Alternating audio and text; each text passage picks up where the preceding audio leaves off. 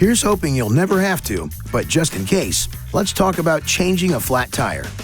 Make sure you're parked on a firm, level surface, safely away from traffic. Avoid ice or slippery areas.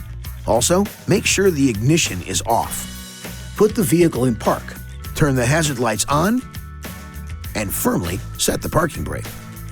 Blocking both the front and rear of the tire diagonally opposite of the jacking position is also a good idea. For example, if changing the left rear tire, block the right front tire. Depending on vehicle trim level, the jack and jack tools may be stored under the front passenger seat in a box, or next to or behind the driver's seat in a tool bag. The box and tool bag contain the same items. Remove the spare tire before attempting to jack up the vehicle. Attach the lug bolt adapter to the winch extension and insert it into the winch mechanism.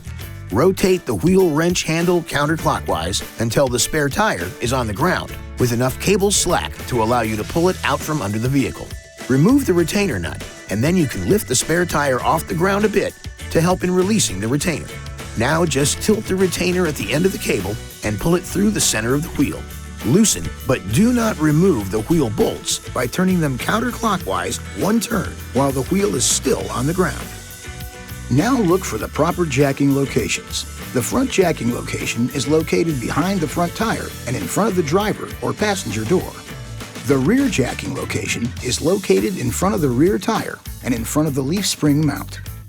Once you are sure the jack is fully engaged, you're ready to raise the vehicle by turning the jack screw clockwise. Raise the vehicle only until the tire just clears the surface and enough clearance is obtained to install the spare tire. Remember, minimum tire lift provides maximum stability. Okay, now go ahead and remove the wheel bolts, hubcap, and wheel. Position the spare tire on the vehicle, making sure the valve stem is facing out. The vehicle could be damaged if the spare tire is mounted incorrectly. Now reinstall the hubcap and then the wheel bolts. Lightly tighten the wheel bolts clockwise. Now you can lower the vehicle by turning the jack screw counterclockwise and remove the jack. Once on the ground, you can finish tightening the wheel bolts. Alternate wheel bolts until each wheel bolt has been tightened twice. Maximum effort should be used for final tightening of the wheel bolts. It's a good idea to have the tightness checked with a torque wrench by an authorized dealer or at a service station. Now, winch the cable into storage position and safely stow the flat tire.